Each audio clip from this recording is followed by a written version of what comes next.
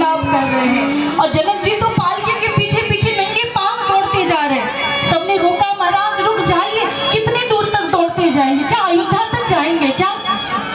जब सबने रोका तो भी वापस नहीं आ रहे थे, देख रहे थे पालकी जा कहाँ रही है। और पालकी जब तक मुड़ी नहीं, जनक जी निहारते रहे, ऐसे निहारते रहे, उन्हें लगा कि जब तक पालकी दिख रही है तब तक बिटिया हमारी है। लगा ऐसे जैसे पालकी घूम गई तो लगा अब बिटिया मेरी नहीं रही, अब मेरी बिटिया मैंने सौंप दिया दूसरे को। पालकी के धूल को देखते रहे जनक जी महाराज, मानो धूल से ही प्रेम है क्या? फिर धूल दिख रहा है तो पालकी मेरे गांव तक है।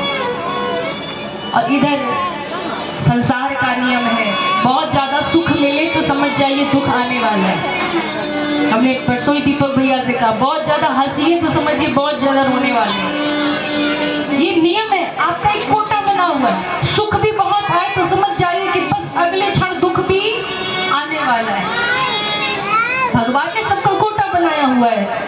अगर ज्यादा सुख आया तो दुख भी ज्यादा आएगा, बहुत ज्यादा हंसे तो बहुत ज्यादा रोना पड़ेगा।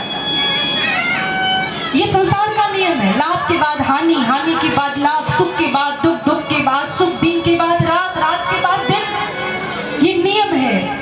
अध्यात्म रामायण में कहा गया है, सुखस्यांतरे दुखम, दुखस्यांतरे सुखम, द्वयमेतद्धि जंतुना मलंघ्यम दिन रात्रिवत्। जैसे दिन के बाद रात और रात के बाद दिन, ये नियम है, ये चक्र चलना जरूरी है।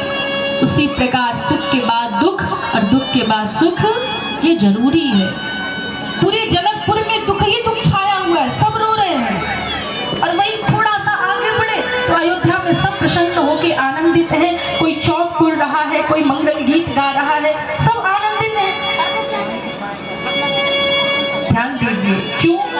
थोड़ी सी स्थिति बदल गई। एक जगह से बेटी निकल रही है तो सब रो रहे हैं, और एक जगह बहू आ रही है, इसलिए सब आनंदित हैं कि हमारे यहाँ बहू आ रही है, हमारे यहाँ बहू के रूप में बेटी लक्ष्मी आ रही है, इसलिए सब आनंदित है, सब झूम रहे हैं, चौक पुर रहे हैं, मंगल गीत गा रहे हैं।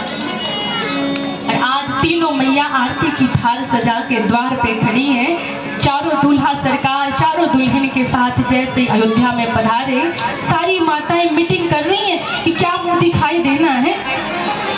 कौशल्या मैया ने कहा, मेरे पास तो ये चूड़ामणि है, मैं ये दूंगी।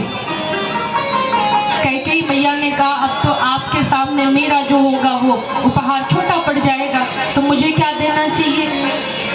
कैकेयी मैया विचार करने लगी कि मैंने एक भवन बनवाया है। एक बार मैया के मन में विचार हुआ कि मुझे एक भवन बनवाना है, बहुत सुंदर, सोने का कनक भवन।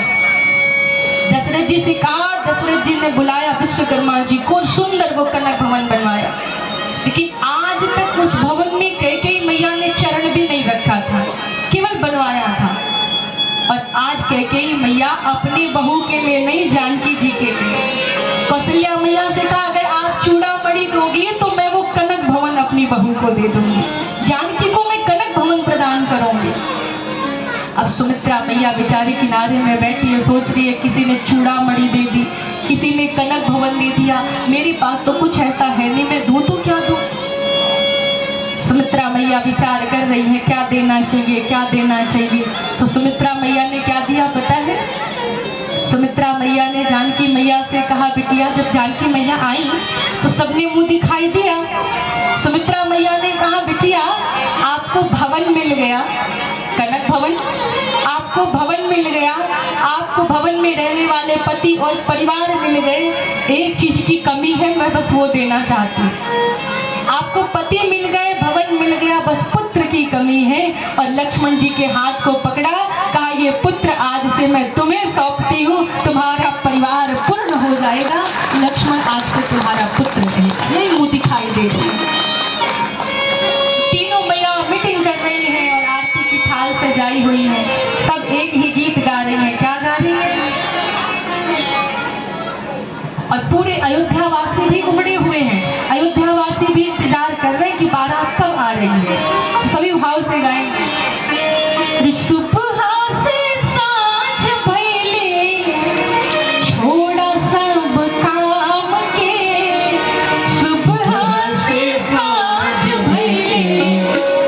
तोरा सब काम के आरती उतार